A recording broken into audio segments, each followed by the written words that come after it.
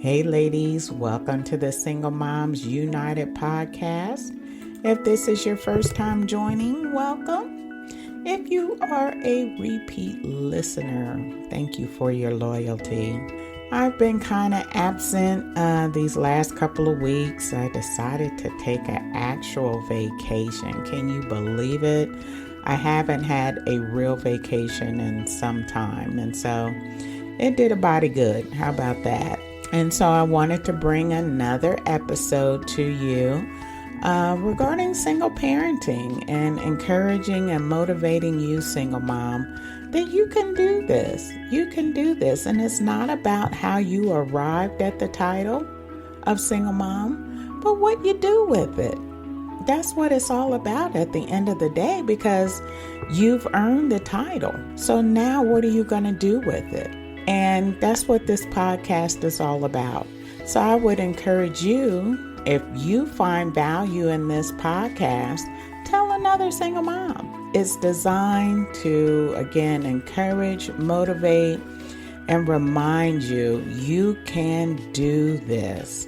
And as we enter into the age of there's more single parents or more single moms out here trying to do it on their own, this is exactly what we need, or in my opinion, I think what we need to be encouraged and motivated. As a single mom myself, although my kids are grown and on their own, but I know the challenges I faced. I know the disappointments I faced. And I know that when I needed someone to talk to or get advice from, there wasn't always anyone there that I could go to. I'm hoping that as I pay forward my own experiences of single parenting, that you would find value and at least make you think about some of the decisions you have to make, and you will have to make some. And some of them are going to be very hard. Trust me, I know, been there, done that, got the t-shirt. So I just want, again, to encourage you. And hopefully you pay it forward to another single mom. And that's why this is called United. So we can bond together, have those discussions about single parenting and encourage one another. Now, am I promoting single parenting? No. But if you are, that's just reality. And so we just deal with the fact we have the title now, and we're going to take it and run with it and do the best we can. You know why? Because children are involved, or a child is involved. And that's why we just can't sit back and look and say, oh, well. No, we got to get up and do something about it, right? And a lot of times we don't know what to do because this is our first experience. As a parent, how do I respond? He's no longer in our lives. It's just me. So now we can take this, unite, and encourage one another as it relates to parenting. All right, let me get off of my stoop here and get down with what I want to talk to you about today. And that's about effective or effectiveness, however you want to look at it. Again, I'm no English scholar here, so don't put me in a headlock if things aren't grammatically correct. But I would just say concentrate on the content of my podcast or these episodes. I'm sharing with you some of my own experience as a single mom. It's not a one size fits all, but hopefully it would get you to begin to think about your parenting and say, let me try this, but put a little spin on it.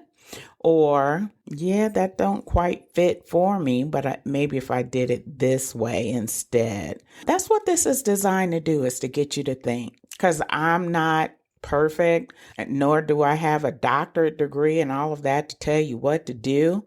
But I certainly can plant a seed of, please think about some of these things. And so when we talk about effective or effectiveness, the definition of that is the degree to which something is successful in producing a desired result. Let me say that again.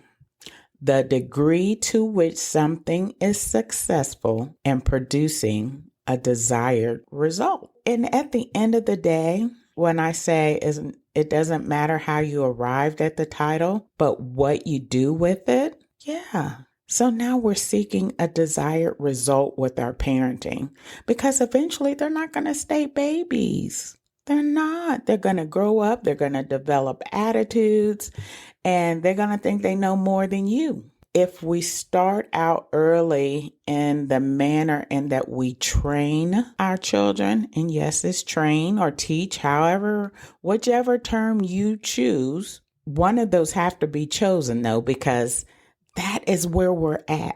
That is where we're at. That's what our parenting is. It's training. It's teaching our children to be prepared for the world. I know some of you are saying, hey, nobody ever taught me. I learned on my own. And that's okay. But with today's technology, you can still learn. Learning should never stop, no matter how old you get. It may slow down, but it should never stop. And especially as a parent, you're going to have to keep on top of things and technology and things that are happening in this world because it's going to come into your household.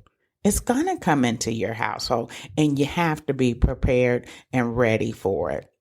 All right. So I just gave you the definition of what we're talking about as it relates to the word effective or effectiveness. Now, here's some things to consider as it relates to being a good parent and establishing your formation of your house and how you want your children to be successful in life. Remember, you define that and you want a positive result, right? First thing, you have to be a role model, mom. And when I say a role model, your children or your child shouldn't hear and see everything that you do. They shouldn't hear conversations that you're having with another adult. If you curse quite often, your children shouldn't hear that. They shouldn't hear that. Now, if you slip up and let one out, hey, that happens. But if it's a regular, your children shouldn't hear that because you know why? They're going to take it outside of your house. And then they're going to use it back on you. And then what do you have? And your child shouldn't be talking to you any kind of way anyway, much less cursing. Be a role model. Be positive. Let them see more positive than negative as it relates to behaviors that you display in front of them. Because you can't, especially if you've done a certain thing for such a long time and now your child is here and for you to go cold turkey, well, yeah, it's probably not going to happen, right? You have been doing this for so long. So yeah, you're going to slip up and they possibly see some bad behavior. But this should not be on a regular. If you want positive results by the time your child is ready to enter into the world on their own. Something else to consider. Encourage and motivate and build self-esteem with your kids. Because the world is going to come at them and they're going to experience that negativity. As a parent, this is your opportunity to say, you can do this.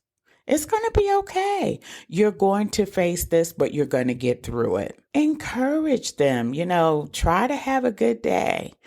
These are things that you can do to help motivate your child. And guess what? That's going to open the door to communication. As they get older, they're going to go through some things, and you are the one they should be coming to talk about things that they've encouraged or encountered in life versus going to a friend or someone else. No, they really should come to you because now you have that experience and you can be able to talk to them about some of the things you've encountered and how you overcame them.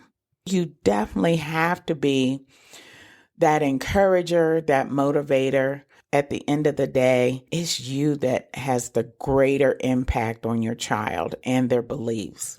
The other thing is spend time with your kids. And I'm not talking about watching a movie together, which is okay, but I'm talking about one-on-one time, maybe playing a game, a board game or Uno or something to that effect to help build and solidify your relationship with them. Because again, that's going to open the door to communication. So if your child is enticed by something or some negativity is going on, they shouldn't be afraid to say, I can't talk to my mom about that.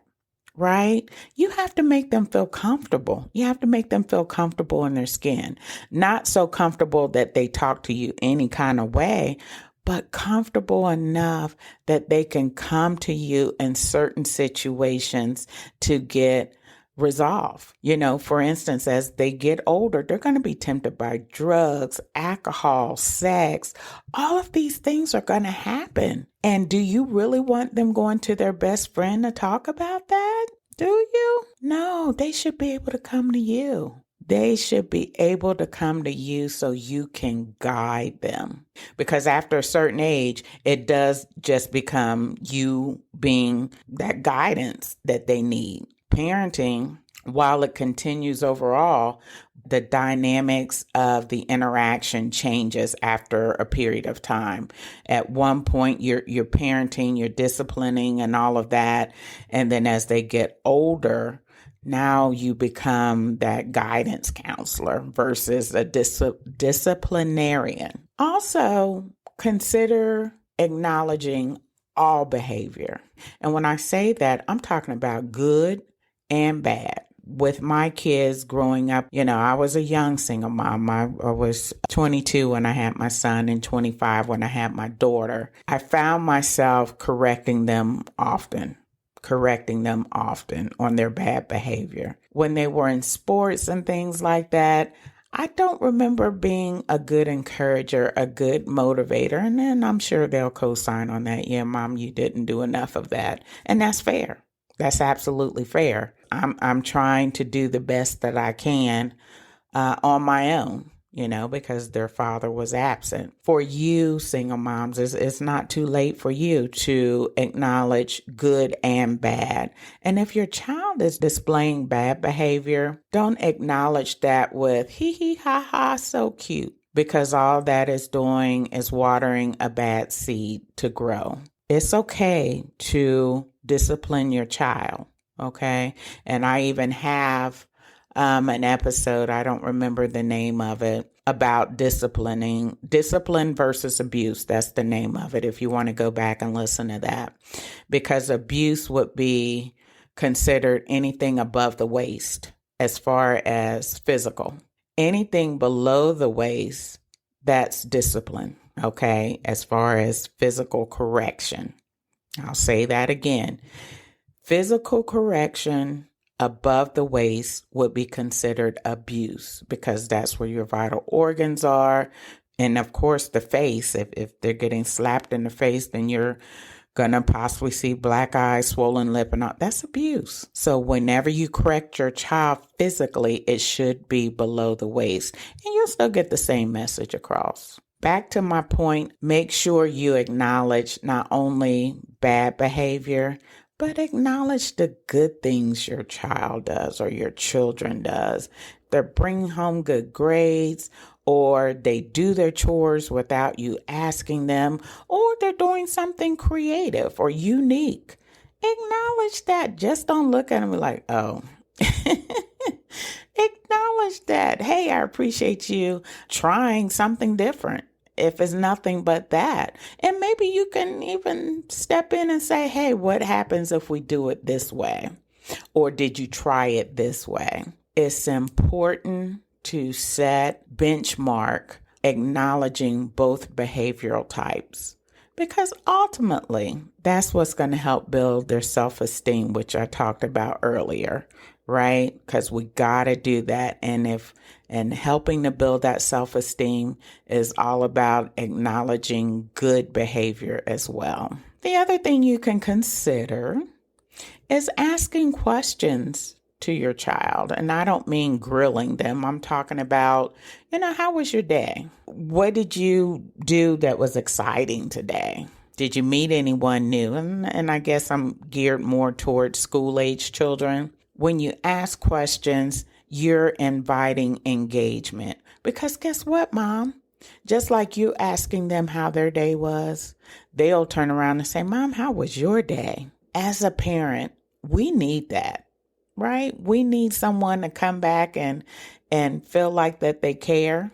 Right? And we're not going to always get that outside of our walls, especially if you're working. You go to work, do what you got to do. You might get beat over the head a few times, either through your boss or whatever type of job you have, your coworkers or customers.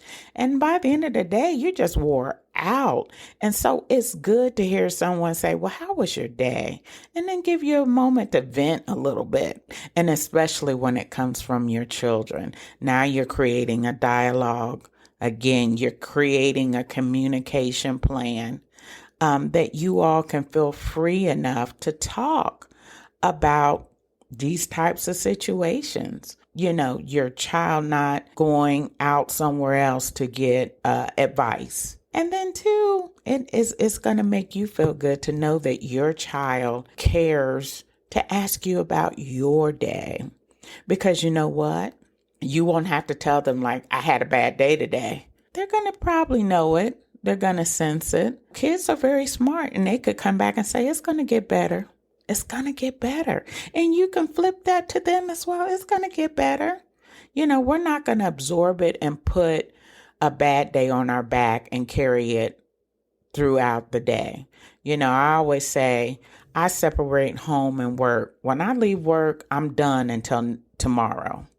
When I leave home, it stays at home. I don't blend the two. I never did blend the two. You, young single mom or mom, keep that in mind. You know, when you leave work, just leave it at work. No matter how they got on your last nerve, leave it at work. And that's how you pivot and re-engage with your child or your children, asking questions. All right. What about establishing boundaries and respect? And as I thought about the communication door, you know, some children may feel like, oh, you my friend now because we can talk. Not exactly, right? Because you still want to establish boundaries on your interaction with your children, letting them know you still can't talk to me any kind of way, although we have open dialogue about certain things.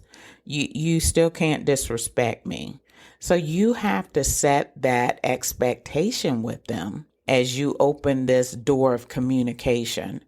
Because once they feel like they can disrespect you and get away with it, they're off to the races. You can still establish a communication pattern with your child, your children, and still be respected. Finally, you know, when my kids were in school, when they brought the report cards home and so forth, and maybe they didn't have A's, my question to them was, did you do your best?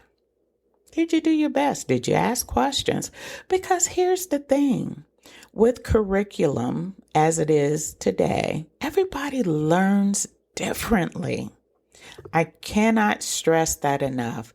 Everybody learns differently. If you didn't get an A in that class, but you did your best, to me, that is an A. If you went back and asked the teacher questions after class and tried to do extras to get a better grade, then you went that extra mile. So you have to blend in the do your best attitude in your home as it relates to school, as it relates to chores, because sometimes they just don't know. Sometimes they just don't know. And we have to acknowledge that and teach them and train them so that they can do their best. But again, just like you define success, you also define what the best is, or doing your best, right? I'm not lazy. I'm doing the best that I can based on what I know. So when you incorporate that foundation of that thought process, guess what? Your whole environment is going to change to be more positive and receptive. All you have to say is just do your best. And you'll know if they're doing their best or not. You'll know the difference between lazy and not doing their best. Once your household and you establish that foundation of doing your best, you're going to have a much more pleasant household and less stress. Now you set that foundation. And last but not least, let's talk about foundation. I come from a faith-based Christian family home. My father was a minister. My mom did a lot of work in the church, and she had all of us doing work in the church. So we're a faith-based Christian family. She made us pray, or they made us pray before we ate, before we went to bed.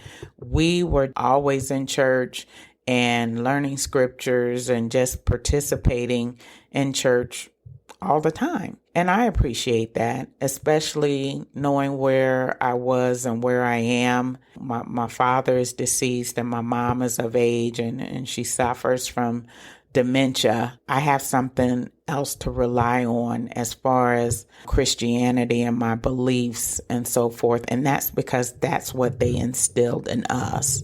And I appreciate that. And I try to do the same with my kids, getting them active in church, and not just in church, but also getting them active in sports and so forth. So I had a faith-based foundation as well. You can do that too, single mom. You have to have some type of positive foundation as it relates to what your household stands for. That's what that means. So when you establish that foundation, when someone comes into your house, what is that expectation? We love everybody.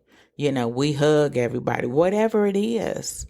You have to have that foundation because now your kids are going to be able to fall back on that foundation that you create. Just like my mom and dad created for me and my siblings. It sure enough is coming in handy right now in this year, this day, this month. And I'm so thankful for that foundation. So single mom, encourage your children, spend time with your children. So let's go back to the definition of what it means to be effective or effectiveness. The degree to which something is successful in producing a desired result. And your desired result is your children or your child be productive in society. That's your desired result. I hope you enjoyed today's episode. Effective and effectiveness and the importance of setting that foundation in your household. And I hear you. I don't have a house. I'm still living at home with my parents, or I have an apartment. You can still do that or set that foundation in that parameter. You can still do it. So when I talk about household, I'm just talking about your relationship with your children and that environment that they are in. That's what I'm talking about when I say household. So you all have a fantastic day, a wonderful week, and a marvelous month. Take care.